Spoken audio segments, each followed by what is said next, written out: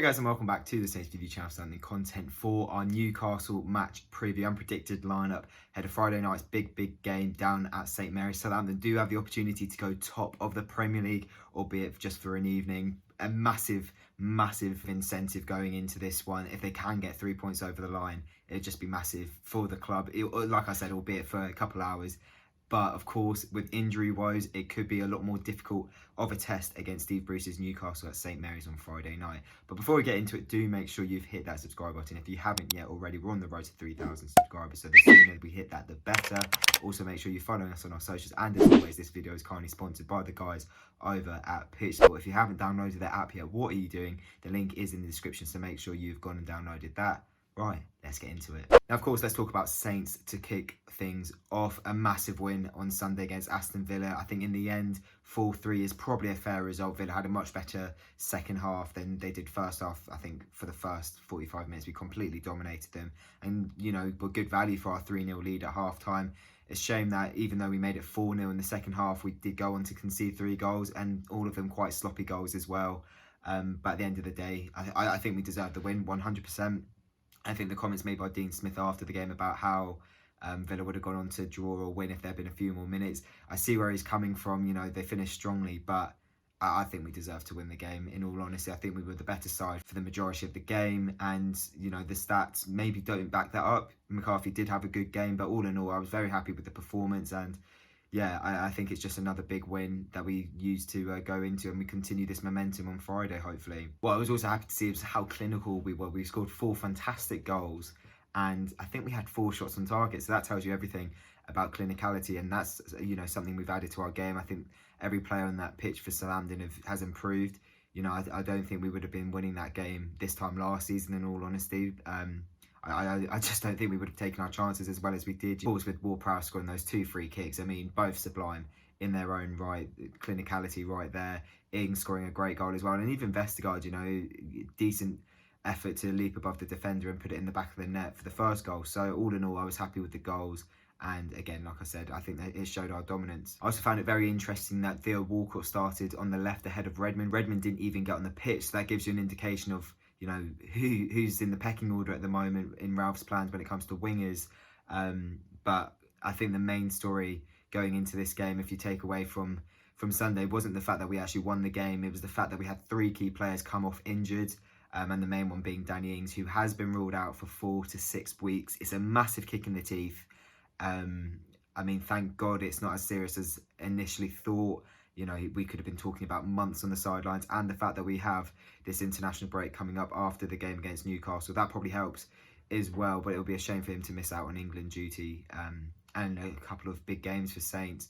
I think we've got Wolves and Man United after the international break, so he'll miss those as well. So a real shame, but we have to, you know, we have to use our squad depth now. I think certain players have to step up. You know, Shea Adams is now scoring goals, which is a good sign going into the game on Friday. Some people on Twitter have called for Walcott to start next to Adams as opposed to starting Obafemi, Long or Unadulu. Personally, I completely agree with that. I think that'd be the best shout. And then you have Redmond on the left, but we'll talk about that in our predicted lineup, of course. But yeah, going into Friday, I just feel like the fact we can go top of the league is, I still can't really believe it. I know it is for a couple of hours. You know, we'll probably end the weekend 3rd, 4th or 5th if we win. But even still, I completely take that right now. I think what we've done since the Spurs defeat has just been sensational. You know, I'm so proud of the boys. Everything's clicking at the moment. It's like everything we touch at the moment turns to gold.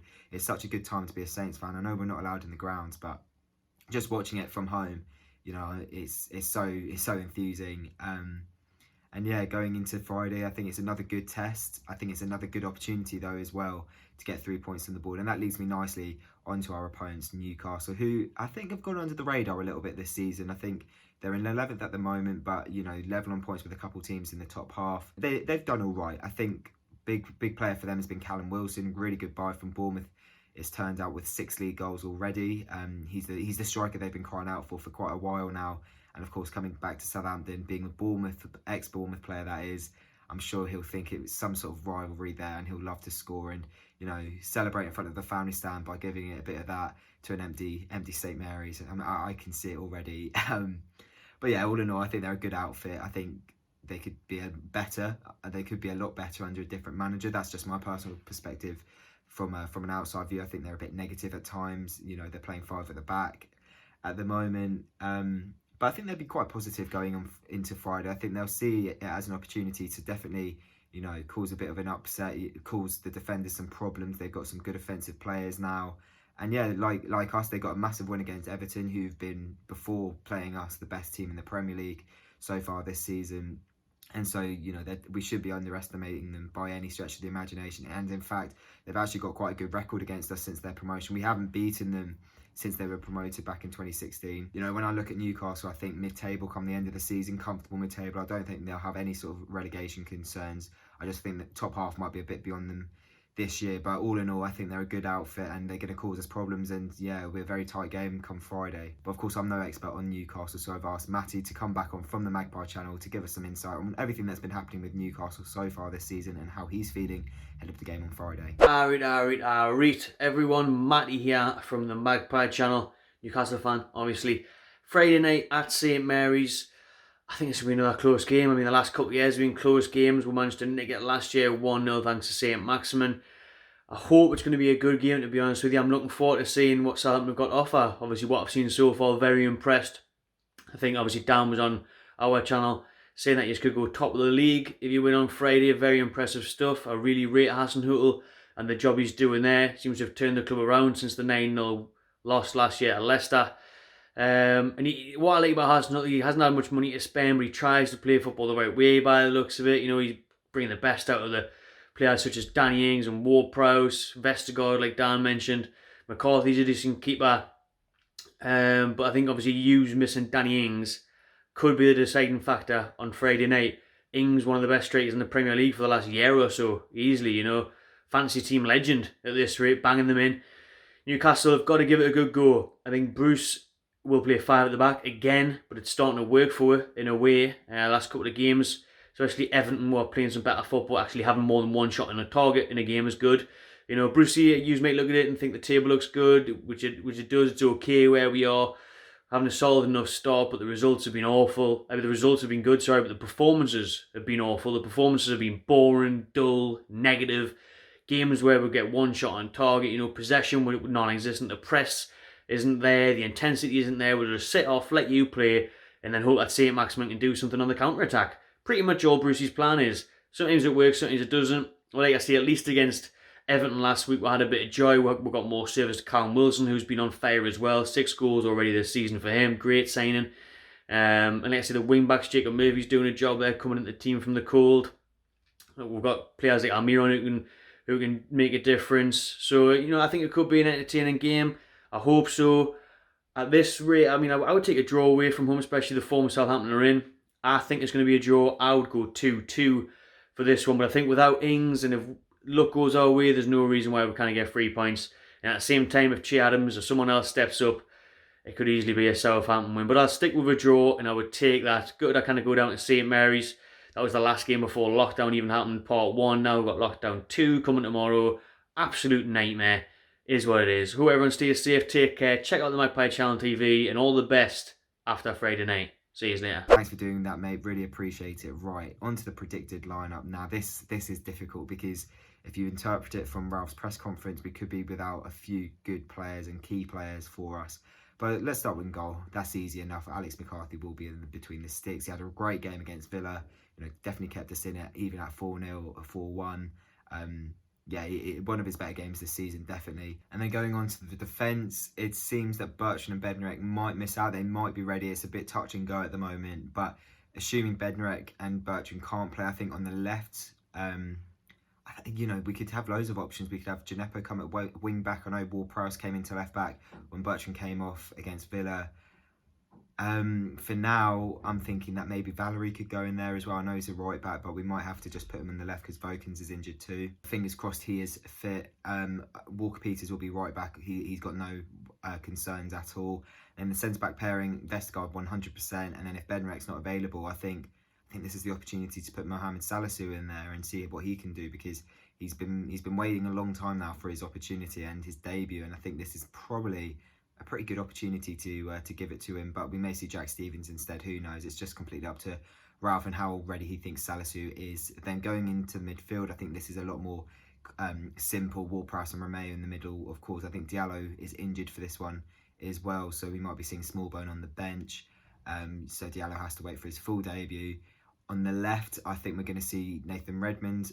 He's going to come back into the fold. I think on the right, of course, Stuart Armstrong, but I think we're going to have a front two of Walcott and Shea Adams. A lot of people on social media, like I was saying earlier in the video, have been calling for Walcott to start up front. I think he is able to play as a striker, and I think next to Shea, he could have a good game. It's his first game back at St Mary's as a Southampton player again, so I'm sure he'll want to get on the score sheet. And yeah, I think it would be a no-brainer to play him up front if he's capable. And then I think Redmond just narrowly pips Djenepo for that left-hand spot at the moment. Personally, I'd be quite keen to play Djenepo, see what he can do against Newcastle. But yeah, it'll be Ralph's decision, and I think Redmond will be the one to be integrated on that left-hand side. So just to run through the team once again, I think it's going to be Alex McCarthy in goal, a back four of Jan Valery, let's see, Mohamed Salisu, Yannick Vestergaard and Kyle Walker-Peters. In the midfield, we're going to see James Ward-Prowse and Oriol Romeu on the left, Nathan Redmond on the right, Stuart Armstrong, and then up front, Shea Adams and Theo Walcott. Let me know what you think of that team in the comment section below. Do you agree with it? Do you think you'd be playing someone else at left back? Let me know. And do you think Salisu's ready? And to round up the video, my prediction for the game, I'm quietly confident. I think the injuries haven't helped. You know, I think if we were going into this one with a full strength side, I'd be saying comfortable win.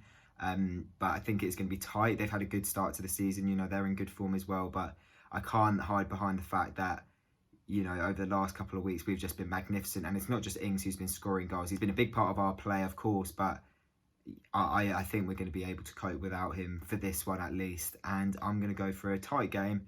That Saints are going to edge 2-1. I want to see us top of the league, and it would be typical Saints to not take that opportunity and lose this. But personally, I'm feeling quite confident that we're not going to lose it. I do think at bare minimum we'll be taking a draw from this one. But yeah, we'll just have to see how well Newcastle set up and how positive we are without our key players. But all in all, I think it's going to be a good game actually for the neutral. And yeah, it'll be a close one. It'll be good to see how we compete without the boys. But thank you for watching. If you have enjoyed it, leave it a like. Let me know in the comment section below your thoughts on the game. Let me know your thoughts on the team, etc. How you think we're going to be starting, your score predictions, all of that sort of stuff. Subscribe if you haven't yet already. Follow us on our socials, and we'll see you very soon for hopefully a match review after another big 3 points. Take it easy, guys.